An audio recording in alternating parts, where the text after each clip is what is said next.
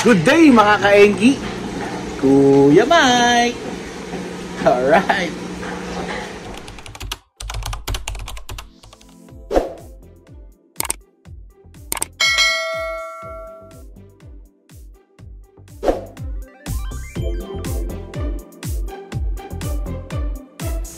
Yun mga ka-Engi, no? So nandito tayo sa ating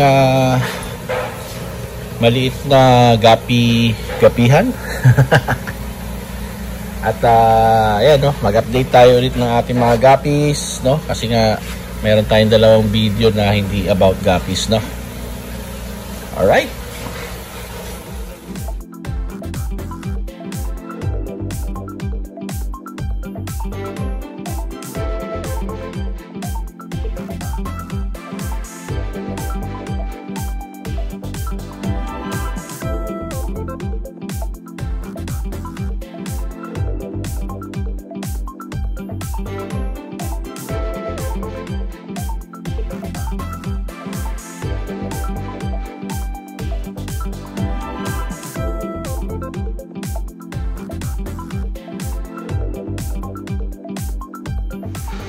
So far ay wala pang nakakahula, no, ng ating pinapahulaan. At by November kung walang makakahula, sorry. Alright. So mga ka-Engi, ito yung ating wild red, no, doing good, no. Pakaganda po nila, no. May kumindat sa inyo, ayan, no. At may itim na, mukhang magdadrop na to anytime, no. Alright, ito naman yung ating YKC Delta, no. Nababagalan ako sa kanilang growth, no, pero may mga nakikita na ako ng mga improvement sa kanila, no. At medyo shy type pa sila, no. Ito yung first batch ng ating YKC Delta. Yan. Ito naman po yung ating 24K full gold.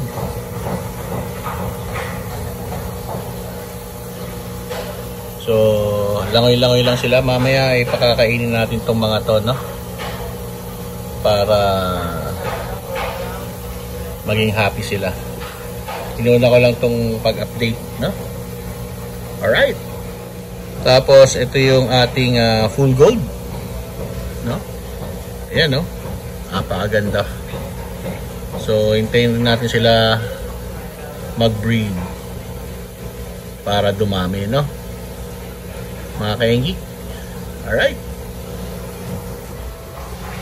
So ito yan, no? Ito yung muna nating in-update, itong apat na to. At puntahan natin dito, no? Hindi natin masyado nakikita itong mga tabs natin dito, no? Tsaka itong mga 2.5 natin. Alright. Yan, ito yung original natin na full gold, mga ka-Engi, no? So mamaya magta-top up tayo ng tubig dyan, no? Tapos dito sa kabila yung ating tuxedo koi, 3:1 yan, no? Yan, no? At naglalakihan na sila. Nagbuga na to actually, no? Tapos dito naman sa kabila is yung ating HB yellow. Tryo na lang sila ulit kasi nga ay nagpaalam na yung isang female. At sana naman makakapag-produce tayo nito, no? Bago may hindi magandang mangyari. Alright. Moving forward, mga ka-Engi, no? Ito pa rin yung ating BDSS na tab, no? So may mga malalaki na dyan. May mga na-separate na rin tayo, no? Galing dito sa tab na to, may na-separate na tayo. Tapos dito naman po yung ating HBRRT. Ayan, halos sabay-sabay lang yung kanilang paglaki. At dito yung ating BDSS din, no? Yan. At natanggal natin yung mga ibang maliliit dyan. Nailipat na rin natin dito, no? So So may mga nakikita na ako na male, no? Dalawa yata ay nandyan, no? Yan, no? Yun, kasi yun yung original Big Mama natin, no? Alright, so mga kainggi, no? Ito yung ating magenta. Yan, no? Napakaliksi nila. At meron tayong good news dyan kasi nag-drop na tong ating magenta, no? Meron tayong nakuha mga 15 na fry. Ito yung kanyang fry, no? Nilagay natin dito, no? Ayun, no? Mga maliliit pa. Yun, ewan ko lang kung nakikita nyo dito. Silipin natin dito. Yun, no? Oh, kita niya ba? Ayan, ayun, no? Naglalangoy sila. Nandun sila sa loob na loob, ano? So may nakuha na tayong fry sa ating magenta. Alright, tapos mga kainggi, no? Ito yung ating may pinapahulaan tayong string na nandito, no? Sa ating tank na to. Ayan, no? And at the end of the month, no, aayusin na natin tong tank na to, no. Yun. So katabi niya, no, ito yung ating mga feeder. Magkakaroon tayo ng selection dito, no, na feeder. At ayun, normal naman to, no. Meron na naman tayong casualty. Ayan, no. So tatanggalin natin yan mamaya habang nagpapakain, malinis natin. At ang katabi niya, ito, yan, napakaliksi naman talaga. Ayan, lumalabas na yung pagkakoli ng ating HBRRT. Siyang ka po, di ba mga kainggi? Ayan, mas marami yung female, no, kaysa sa male. Parang 2 o 3 lang yung nakikita kong male na nandito sa tank na to. Ayan. Alright. So mga kainggi, no, dito naman sa tank na to, makikita nyo, no, yung ating HB Blue. Ayan, no, may mga ribbon dyan at non-ribbon. So tuloy-tuloy lang ang kanilang paglaki, no? At binuboost natin ang pagkain yan, no? Lalo na pagka mainit ang panahon. Pakain lang tayo, probiotics, no? Para tuloy-tuloy ang pagbuga nila. At ito naman yung isang ating BDSS, no? Dito tayo nagkaling nung nakaraan. Pero yan, ngayon medyo okay na yung mga naiwan. So palakihin natin itong mga to, padamihin. Selection lang, no? Mga kainggi, tsaga-tsaga lang. Ito rin BDSS to, no? So ito yung isang line ko naman ng BDSS.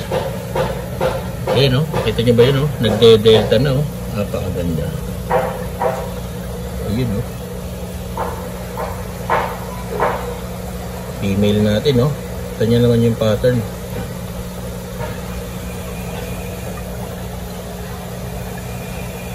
Ayan.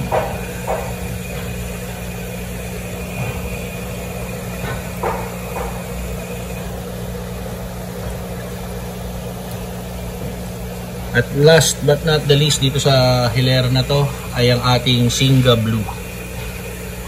Ewan ko, baka dahil sa dami ng plants kaya napupunit yung kanilang mga tail, no? Pero goods pa rin naman yan. Nandyan pa rin naman yung genes nyan para ating padamihin, no? Yan, no? Tsaka marami tayong paanak nyan, no? Ito, ito yung mga paanak natin na Singa Blue. Yan, no? Dami yan, mga kainggi. Tapos ito pa.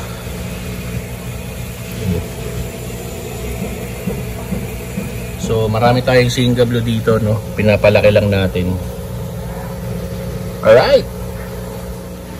Mga kainggi, ito yung second batch natin ng YKC Delta, no? Parang mas mabilis lumaki yung nandito eh. Kesa yung nandito natin na YKC Delta. Parang nakakahabol na to. Anyway, yan, no? Tapos ito yung magenta, yung full gold natin, Singa Blue, no? Yung P-Dirt pa natin na mga pinalalaki. Yan, no? Tapos BDSS, YKC Top Sword, tapos yung mga tuxedo coin natin. Yan. Ayun yan, no? Yan yung mga update natin dito. Alright. Dito naman mga kainggi, no? Ayan, no? Lumalabas na yung kulay ng ating first batch ng RDSS, no? Siguro pagka mayroon tayong nabakanting tangke, ilipat natin po sa tangke, sa aquarium, para mas ma-appreciate natin, no? Makita natin yung mga markings nya, no? Tapos ito yung second batch. Medyo tipid mag-drop eh, no? Dito 3, dito 4, no? Ito yung parents nya, no? Ayan yung parents nyan. Namatay na yung isang female natin dyan, no? So, ayun yung mga male. Tapos, ayun yung female. Yun, no? Napaka-solid rin niya, mga kaenggi. O, kita nyo naman, no? May pakitang gilas pa. Alright! Mga kaenggi, no? Ito naman yung ating top sword, no? Ng mga breeder. Yan. Ayan, no? Pwede na to i-groom. Ang haba na nung kanyang punto, no? Ayun, no? Yan. Tapos ito, may mga paanak tayo dyan. Ito yung original batch, no? Yan, no? Hindi pa tayo nakakapag-vlog, no? Para i-separate natin, no? Yung male at female. Yan. Tapos ito po yung ating mga pinalalaking P-Dirt. Tapos ito yung may mga fry tayo dito na P-Dirt. Ito mga HB Blue rin yan, no? So plano ko dito, ilipat natin na natin dito sa malaking tank, no? Ito pala yung mga cal natin, no? Gawa natin ng separate video para makita nyo yung mga cal. Ang gaganda rin ng mga markings nyan, mga kaenggi, no? Pero kung makikita nyo, namumula, BDSS yan, eh. Yun. Kasi ito yung isa pa nating mga HB Blue. Tapos ito yung ating DEM o Dumbo Ear Mosaic, no? So tinanggal ko na yung mga anak nila dyan. At nilipat na natin dito, no? Andito na yung kanilang mga chikiting, no? Yung mga fry ng Dumbo Ear Mosaic natin, no? Alright. Yun mga kainggi, no? Ito bakante po itong tab na to, no? Galing tayo dito, no, yung DEM. Kasi ito pa yung mga wild red natin. Tapos ito mga HB Blue natin, mga kainggi, no, na pinalalaki pa rin, no. Yung dito natin wild red pa rin yan, no. Hindi lang makita kasi napakadaming halaman. Tapos ito po yung ating HBRRT. At ito yung may nakuha tayong bagong fry do sa ating DEM, no. Ayan, no. 3 lang to, no, mga kainggi. So iniwalay na natin, no, pinalalaki natin, no. So ito isang trio to, mga kainggi. So bakit natin ginagawa yan, ano, mga kainggi, no? So mga kainggi, no, yun, sabi ko nga ba't natin ginagawa, naghihiwalay, no? So bukod do sa kinakain ng parents, no, may mga, hindi ko naman sinasabi lahat ng guppies ay kinakain nila yung anak nila. Pero bukod po doon, para mas mabilis silang lumaki, no, maging matutukan natin sila. Pangalawa, that is a part of contingency na sinasabi ko sa inyo, no? Para po hindi tayo bili ng bili ng ating mga alagang guppies, no? Para ang bibili na lang natin if ever is pang cross out doon sa ating mga alagang guppy, no? Para in the event something happen do sa isang tank or tub natin, ay meron pa tayong pagkukunan ng ating mga minamahal na guppies. Alright.